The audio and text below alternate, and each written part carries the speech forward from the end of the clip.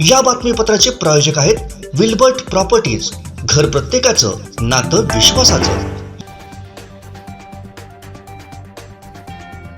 पंजाबचे माजी मुख्यमंत्री कॅप्टन अमरिंदर सिंग यांची महाराष्ट्राच्या राज्यपालपदी नियुक्ती होण्याची शक्यता वर्तवली जाते।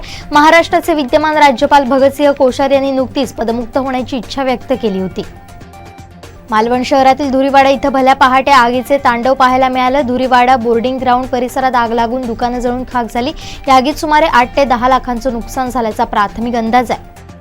प्रजासत्ताक दिना दिवशी सिंधुदुर्ग जिल्हाधिकारी कार्यालयाबाहेर तब्बल 18 उपोषण होती। या उपोषणकर्त्यांना 25 तारखेलाच बोलावून तोडगा काढून परावृत्त केलं जातं, मात्र तसं न झाल्यानं अखेर ही उपोषण झालेच।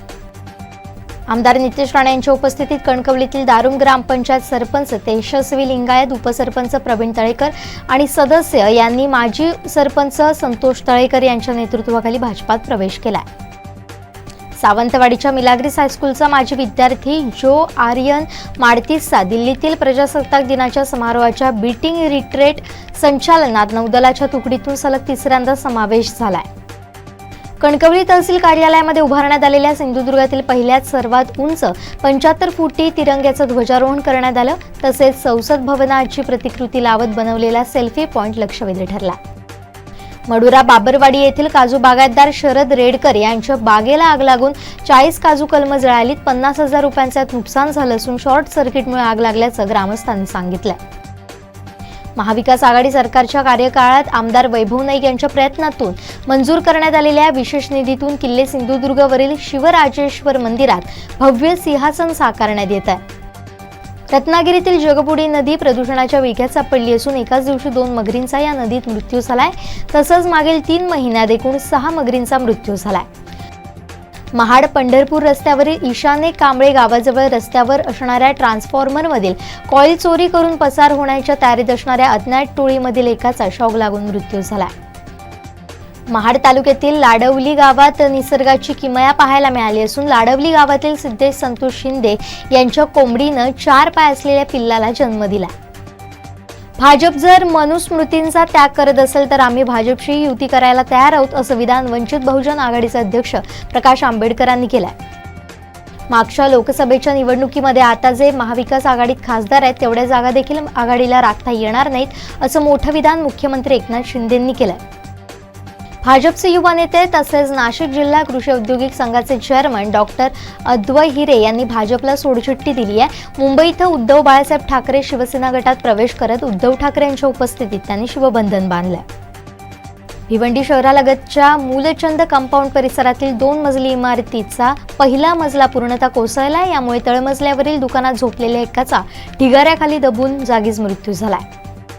ठाणे जिल्हा प्रमुख स्वर्गीय आनंद दिघे यांच्या 71व्या जयंतीनिमित्त मुख्यमंत्री एकनाथ शिंदे यांच्यासह मंत्रिमंडळातील अनेक मंत्री, शिंदे गटाचे आमदार यांनी आनंद दिघे यांचे समाधीस्थळ शक्तीस्थळ इथं जात दर्शन घेतलं। 2014 मध्ये झालेल्या मोहसिन शेख हत्या प्रकरणातील सर्व 20 आरोपींची पुणे सत्र न्यायालयाने निर्दोष मुक्तता केली आहे। हडपसरमध्ये भर रस्त्यात मोहसिन शेख यांची हत्या झाली होती।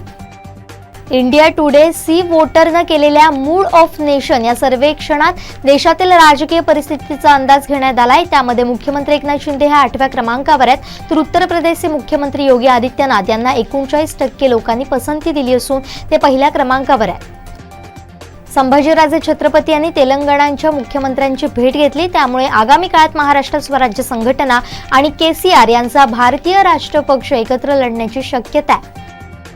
एसटी संप काळातील कर्मचाऱ्यांना राज्य सरकारनं मोठा दिलासा दिलाय। संप काळात मृत्यू झालेल्या कर्मचाऱ्यांच्या वारसांना त्यांच्या जागी नोकरी देण्याचा निर्णय राज्य सरकारनं घेतलाय। 29 जानेवारी नंतर राज्यात थंडीची लाट येण्याची शक्यता वर्तवली असतानाच आता हवामान विभागानं पावसाचंही भाकीत केलंय। पुढे 2-3 दिवस राज्यात तुरळक ठिकाणी पावसाची शक्यता आहे।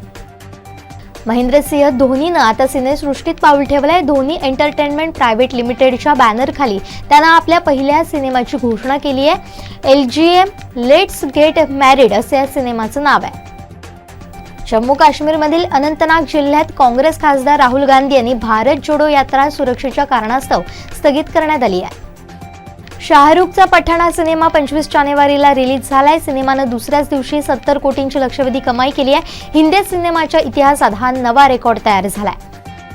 पुन्हा एकदा रशियानं युक्रेनवर केलेल्या क्षेपणास्त्र आणि ड्रोनच्या हल्ल्यात युक्रेनच्या 11 लोकांचा मृत्यू झालाय तर 11 लोक जखमी झालाय. या बातमीपत्राचे प्रायोजक होते विल्बर्ट प्रॉपर्टीज. घर प्रत्येकाचं, नातं विश्वासाचं.